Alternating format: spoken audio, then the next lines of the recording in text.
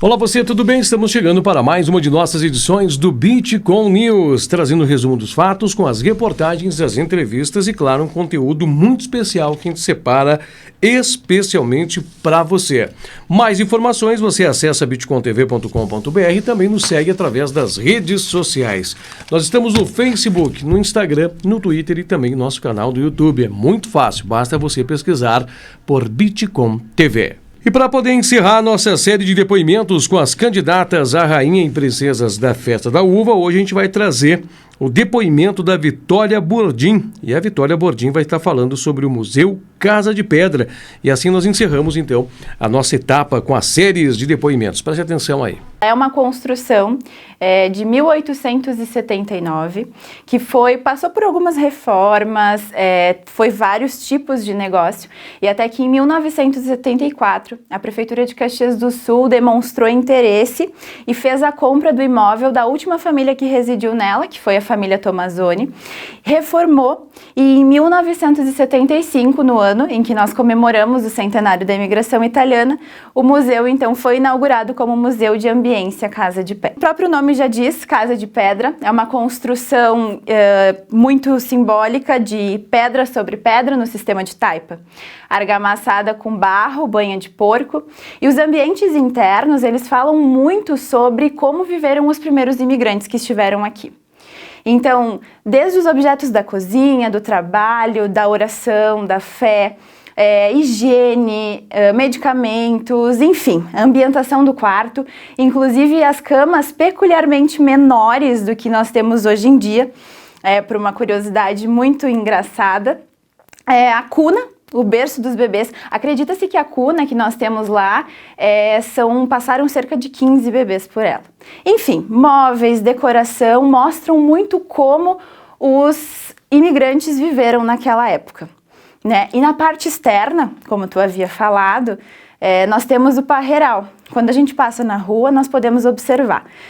Para acessar a residência, nós passamos em meio ao parreiral. Claro, existe uma entrada lateral, mas lembra muito atualmente das casas de colônia que nós temos hoje. Se nós olharmos para a casa, apesar dela ser uma construção centenária, com 141 anos, a única que ainda é encontrada em perímetro urbano dentro desse formato, e o museu mais visitado de Caxias do Sul, se nós olharmos para ela como uma casa, ela vai ser exatamente o que a gente olha, uma casa. Agora, se nós olharmos para ela com um olhar de história, mas não a história que eu vou lá, leio a informação e venho aqui e conto para vocês. A história das pessoas, sabe? Das emoções, das vivências, das experiências, das expectativas que eles trouxeram com eles. Paredes escuras, as pedras frias, elas trazem outro sentido dos amores que ficaram, dos amores que vieram e que foram construídos aqui. Cada objeto conta a história da nossa gente. Coisas muito simples, sabe? Coisas muito singelas, mas carregadas de valor inestimável para aqueles que vieram, que desbravaram uma terra, que desbravaram o tempo, uma língua, para então se sentirem pertencentes. Cada pedra conta a história de esforço. Ela conta a história de pessoas que vieram para construir e buscar um futuro melhor, sabe? Eles vieram com o coração cheio, eles vieram com a expectativa de que ia dar certo. Eles nem pensaram na possibilidade de dar errado, eles só tentaram. A casa, como eu mencionei antes, ela foi diversos tipos de comércio, secos e molhados, açougue, serraria, sapataria, enfim, muitas coisas. E isso mostra muito o olhar empreendedor do imigrante. Por isso que quando eu convidar as pessoas, eu quero convidar elas para conhecer a casa com o coração. E não com apenas o olhar urbano, que a gente passa lá na frente, só olha, já conhece, já sabe como é. Não. Abre o coração e visita a casa. Eu gostaria de te convidar para conhecer a Caixa de Memórias, que é o Museu de Ambiência Casa de Pedra. Mas não as memórias dos nossos imigrantes e nem das famílias que estiveram lá. As memórias, e nem do bairro Santa Catarina também. Eu quero te convidar para conhecer a Caixa de Memórias das pessoas que estiveram naquela casa. Eu quero te convidar para conhecer com o coração aberto a história enriquecedora que o Museu de Ambiência Casa de Pedra pode te trazer.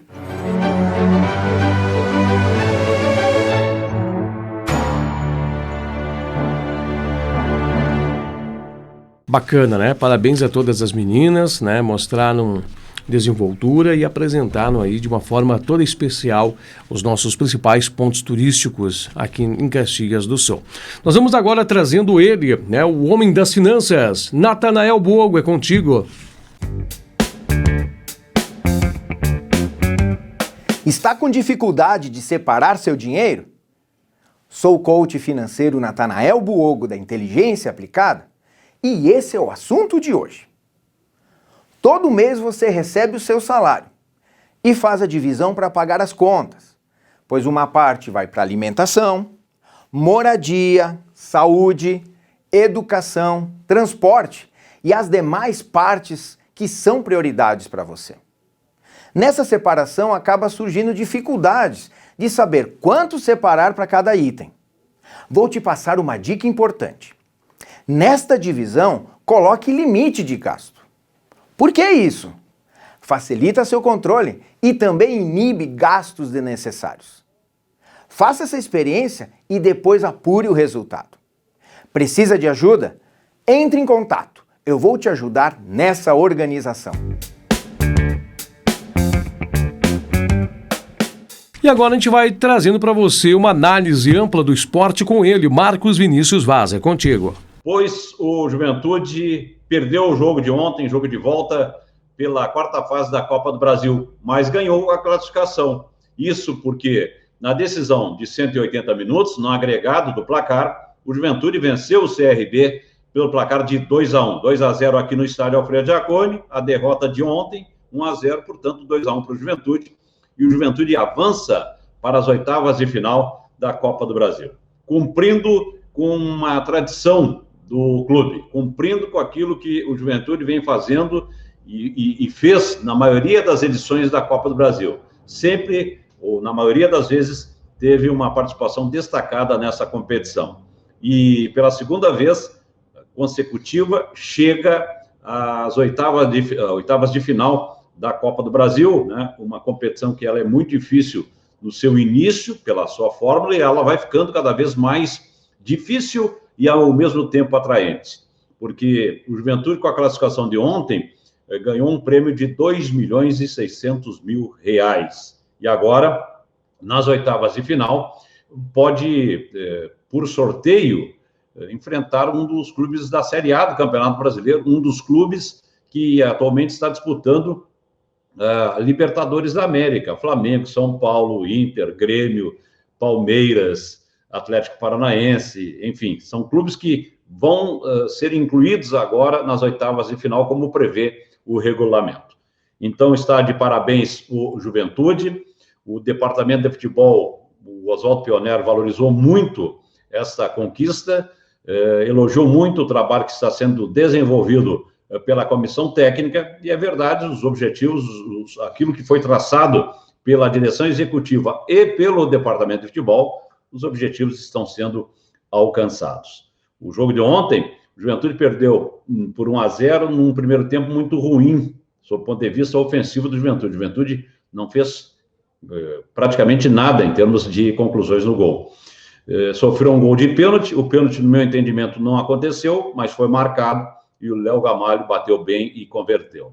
Segundo tempo mudou o jogo, com as entradas do Wagner e também do Breno. Aliás, o Pintado foi muito contestado por ter deixado o Breno no banco e ter entrado com o Marcial. Eu procurei entender o que ele propôs, que era uma situação tática do jogo, de ter um pouco mais de marcação, um pouco mais de contenção no setor de meio campo, né, um pouco mais de cautela. Esse esquema não deu muito resultado, porque o Juventude no primeiro tempo não passou, assim, passou até do meio do campo, mas não criou situações assim para fazer o gol. E sofreu o gol, né? Então, o Pintado teve que agir no intervalo, colocando o Wagner e o Breno. No segundo tempo foi bem diferente. O Juventude jogou mais no campo do CRB, teve situações para fazer o gol, pelo menos uma clara com o Breno, né? Um passe exatamente do Wagner, e o jogo foi outro, e o Juventude, então, conseguiu, dessa forma, tirar a pressão do CRB e segurar aquele resultado que interessava, que era a derrota mínima por 1-0, e a classificação por consequência. Bom, semana que vem irão ocorrer os sorteios dos confrontos das oitavas de final. Vamos ficar na expectativa para saber quem o Juventude vai enfrentar na próxima etapa da Copa do Brasil. Agora tem Série B contra o CSA no próximo sábado. Um outro papo que eu gostaria um outro assunto importante que eu gostaria de trazer aqui rapidamente. Na quinta-feira vai acontecer uma reunião da CBF com os clubes do futebol brasileiro, num primeiro momento da Série A respeito da volta do público aos estádios. A ideia inicial é que seja liberado 30% da capacidade dos estádios. Bom, na minha opinião, isso não tem sentido nesse momento. Não tem sentido nesse momento. Mesmo que seja 30% da capacidade dos estádios, não tem sentido nesse momento. A CBF tem agora o aval do Ministério da Saúde, portanto, governo federal.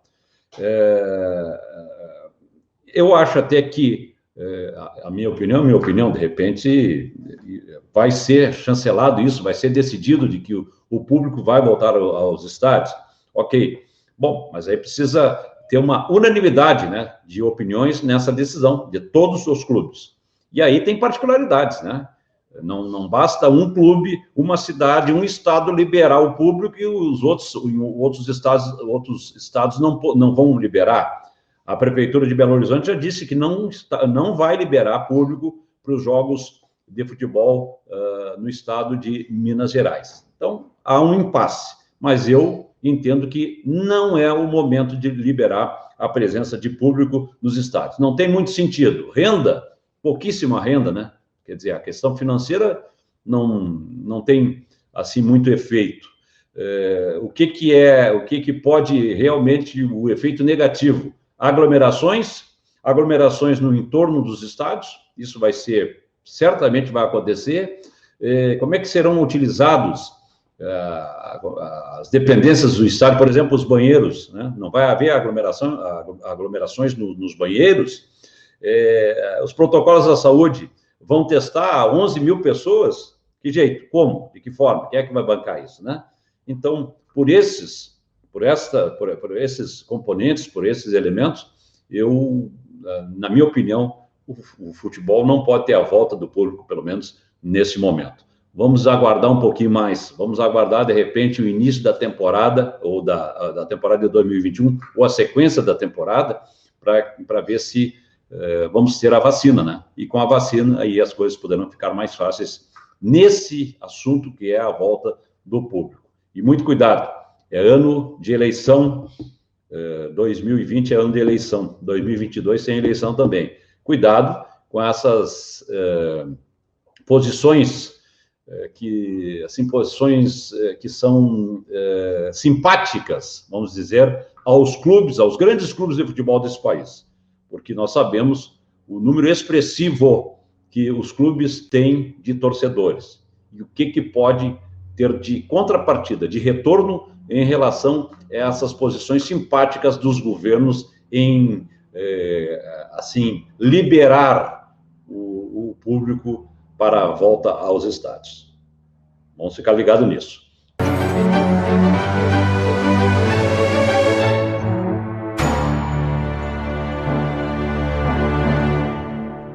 Muito obrigado, Marcos. E agora nós vamos fechando, então, o nosso Bitcoin News de hoje, falando um pouquinho sobre condições climáticas, né? As temperaturas mais primaveris chegaram, estão presentes. Hoje nós tivemos temperaturas que margearam a casa dos 20 graus em média em toda a região aqui serrana. Para amanhã, as temperaturas médias mínimas podem estar entre 8 a 10 graus, né? Cada dia que passa, as médias mínimas vão aumentando também gradativamente. Inclusive, na sexta-feira, é para estar próximo da casa dos 15 graus. graus. As médias máximas também vão subindo gradativamente. Para quinta-feira, a média máxima pode chegar bem próximo à casa dos 25 graus. Já para a sexta-feira, chegará à casa dos 27 graus. Algumas projeções que apontam até para a casa dos 30 graus de temperatura. Uma alteração nas condições climáticas é a antecipação da chuva, que antes viria no domingo, agora está sendo já cogitada que pode chover no sábado, à tardinha ou à noite, na transição para o domingo. Domingo seria marcado por chuvas severas, é o que destaca a previsão do tempo. Amanhã eu volto para trazer mais destaques sobre tudo isso para você. Nosso Bitcoin News vai ficando por aqui. Muito obrigado a todos pelo carinho, obrigado você que nos acompanha. E amanhã um convite especial para você nos acompanhar pela Bitcoin TV. Nós estamos nas plataformas digitais. Você pode procurar nas redes sociais ou em www.bitcointv.com.br. Às 7 horas da manhã eu estou aqui com Romualdo Colatti no Bitcoin Bom Dia, apresentando todas as notícias da manhã. Grande abraço, tudo de bom.